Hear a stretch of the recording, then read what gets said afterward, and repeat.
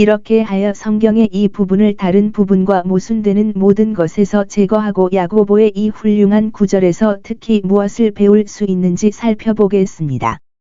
우리는 배운다.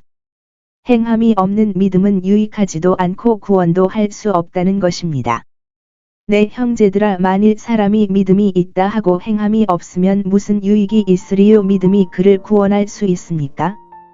여기에서 관찰하십시오.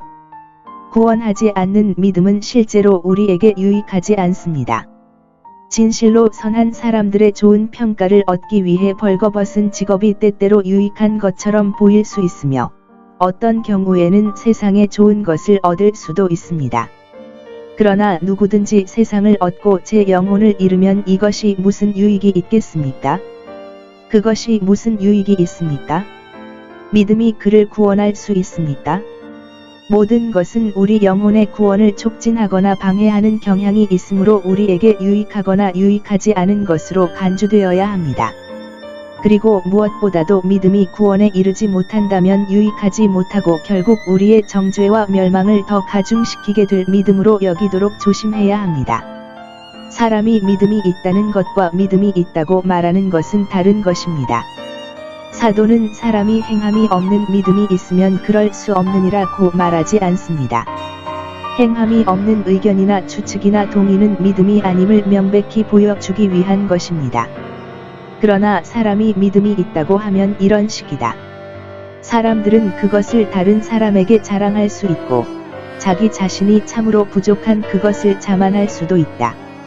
우리는 사랑이나 자선이 작동 원리인 것처럼 믿음도 마찬가지이며, 그 둘 중 어느 것도 그렇지 않으면 어떤 것에도 유익하지 않을 것이라고 배운다. 그리고 어떤 사람이 자선 활동을 전혀 하지 않는 매우 자선적인 사람인 척하는 것이 어떻게 보이는지 시험해보면, 적절하고 필요한 열매 없이 신앙을 가장하는 것이 어떤 의미가 있는지 판단할 수 있습니다. 혹 자매가 헐벗고 일용할 양식이 없을 때에 너희 중에 한 사람이 그들에게 이르되 평안히 가라, 덥고 배부르게 하라 할지라도 몸에 쓸 것을 주지 아니하면 무슨 유익이 있으리요? 맨손으로 이루어진 이 같은 자선은 무엇이며, 당신이나 가난한 사람에게 도움이 됩니까? 당신은 이와 같은 공허한 사랑의 표시로 하나님 앞에 나오겠습니까?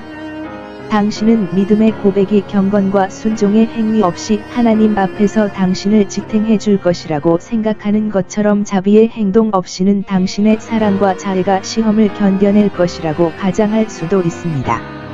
이와 같이 행함이 없는 믿음은 함께한 것이니 죽은 것이라. 17절.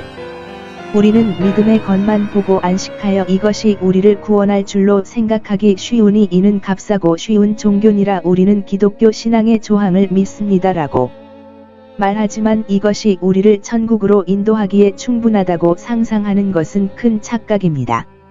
이와 같이 하나님을 그릇되게 주장하고 자신의 영혼에 속임수를 쓰는 자들, 조롱 대시의 믿음은 거짓 자선과 같이 가증하니 둘 다 참된 경건에 대하여 죽은 마음을 나타내나니 너희가 곧 죽은 몸을 기뻐할지니라.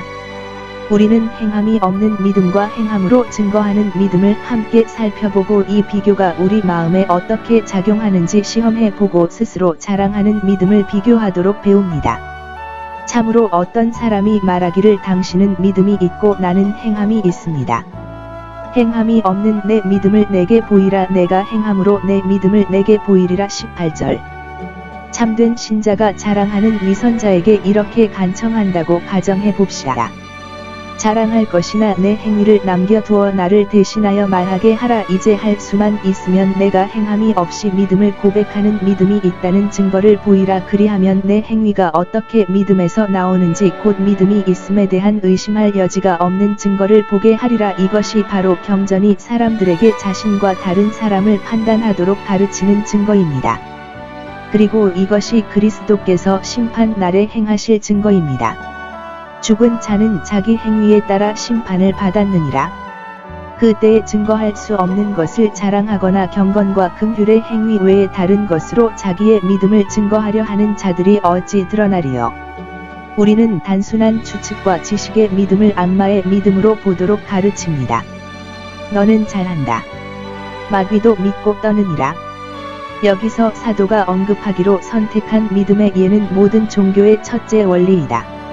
당신은 무신론자들을 대적하는 신이 계시고 우상 숭배자들을 대적하는 신은 오직 한 분이심을 믿습니까? 하나님에 대한 당신의 상태가 단지 그를 믿기 때문에 비참하게 만들 것이다. 악마는 가고 그들의 믿음과 지식은 공포를 조장할 뿐이므로, 그러나 그들이 믿는 한 분 하나님에 대한 증오와 반대입니다. 그러므로 우리 신조의 그 조항을 연습하기 위해 나는 복음이 지시하는 대로 지금 우리 자신을 하나님께 드리고 그를 사랑하고 그를 기뻐하지 않는 한 전능하신 하나님 아버지께서 마침내 우리를 악마와 구별하지 않으실 것이라고 믿습니다. 마귀도 할 수 없는 일을 섬기십시오. 그러나 그들이 믿는 한 분 하나님에 대한 증오와 반대입니다. 그러므로 우리 신조의 그 조항을 연습하기 위해 나는 복음이 지시하는 대로 지금 우리 자신을 하나님께 드리고 그를 사랑하고 그를 기뻐하지 않는 한 전능하신 하나님 아버지께서 마침내 우리를 악마와 구별하지 않으실 것이라고 믿습니다. 마귀도 할 수 없는 일을 섬기십시오. 행함이 없이 믿음을 자랑하는 사람은 현재 어리석은 정죄된 사람으로 여겨진다고 우리는 배웠습니다.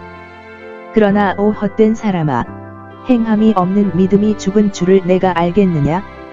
이는 사적인 사람에게 사용되거나 분노의 효과로 사용되어서는 안 됩니다. 마 5시 22분. 여기에서와 같이 선한 일을 하지 않고 믿음을 자랑하는 자들에 대한 정당한 멸시를 나타내기 위해 사용되었습니다. 그리고 그것은 분명히 그들을 하나님 보시기에 어리석고 비천한 자라고 선언합니다. 행함이 없는 믿음은 영적인 생명의 증거가 되는 모든 작용이 없을 뿐만 아니라 영생도 얻을 수 없는 것으로 죽은 것이라고 합니다.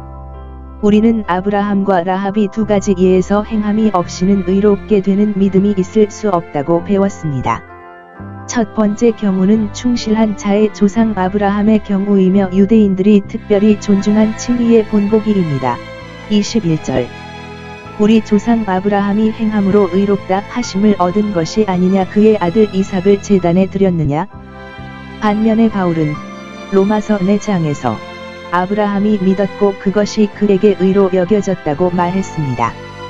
그러나 이것들은 히브리서에 기록된 것을 지켜 잘 화해됩니다. 아브라함과 라합이 믿음이 야고보가 말한 선한 행실을 낳는 것과 같으며 의롭다 하심과 구원을 주는 믿음에서 떠나지 아니함을 보여줍니다. 아브라함이 행한 것은 그가 진정으로 믿었던 것입니다. 이러한 토대 위에 하나님 자신의 말씀이 이 문제를 분명하게 제시하고 있습니다.